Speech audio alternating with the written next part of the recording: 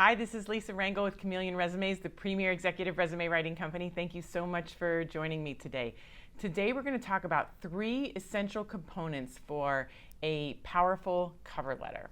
Now, people often ask me, do you even need a cover letter? And I'm going to confess, I was one of those recruiters who really didn't read cover letters. However, not every recruiter is like me, and there are recruiters that 100% value cover letters and read them each and every time. And so I view the cover letter the same way I view a suit, right? You can do your job without the suit, as we've all seen in the last 18 months of the pandemic. But if you're wearing a suit because it's required or it's part of the culture, it's going to just enhance your overall experience with that organization. And I view that's the same perspective with the cover letter. There are going to be recruiters like me who are never going to look at it, right? So you need to make sure your resume can stand on its own. But if it is a recruiter that is going to value what is in that cover letter, you better make sure it's awesome, the same way you're going to have an awesome suit, right? So it's just one of those tools in the toolbox that you just need to have and have it done well. So with that said, what are the 3 components for an awesome cover letter? So first, I always like to list how you found them. I think most people, especially if you're reaching out to them out of the blue and they don't know who you are, ease in with how you discovered them. Is it a referral? Is it based on some research? Is it based on an article they wrote? Is it, however you came to, is it through a corporate alumni? You both used to work at the same company even though you didn't work together? Did you both go to the same college even though you weren't there together? So whatever the leverage is that led you to their virtual doorsteps, so to speak, I always like to ease in with that because it just sort of connects you with the person and it puts them at ease in this world of internet world where people can sometimes approach people without knowing them, and it puts everyone on guard. You want to soften that, and you want to sort of have them let their guard down because you're coming from a familiar place or a very logical place of research. So I always like to include, again, how you found them and lead with that. The second is you want to be super clear with what you're asking of them.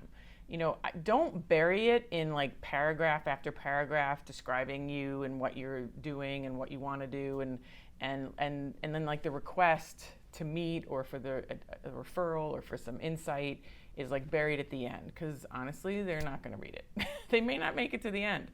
So be really clear with what you're asking for, and make sure what your ask is the appropriate size ask for this medium. So if you're asking for an exploratory interview, if you're asking for a 15-minute conversation, if you're asking for their insight on a particular subject, if you're asking for a referral, if they're comfortable doing that, and obviously you'd provide the information if they're interested in exploring that so they can make a comfortable referral. So be super clear with a call to action of what you're looking for out of this exchange. And then the third essential component of a fantastic cover letter is make sure it's short. People aren't reading really long, multiple scroll type of cover letters very much anymore, even the recruiters that like cover letters. So, a paragraph or 2, 3 at the most, and make sure that they're motivated to keep reading. Especially if they're reading it on their phone. You should, if you're writing it on a desktop, clean Microsoft Word document, there's a lot of words that can go on a document that's on a desktop. Make sure you cut and paste it into an email and see what it looks like. Does it, make you need to scroll like 5-6 times as you're going through it, or can you still read it in one screenshot and it's easy to read? So keep it short, concise, to the point. And that's essentially the 3 aspects of a fantastic cover letter. If you want to see some examples, then I'm going to suggest that you pick up my eNote cover book because I have examples in there of what these short, concise, to the point letters can look like, and it's in eNote form. So this way you can email them. You don't have to do it as an attachment. I suggest you don't ever do it as an attachment.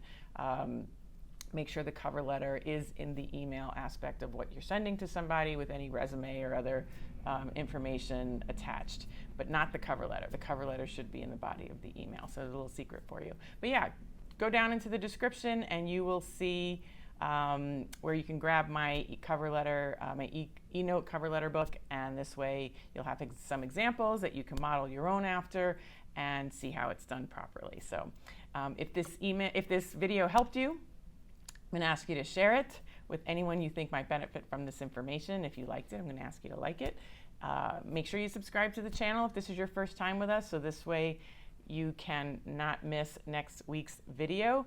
And if you have any comments or questions, feel free to comment below. I read and reply to every comment, or email me at lr@chameleonresumes.com. I read and reply to every email as well. And look forward to seeing you next week. Have a great day.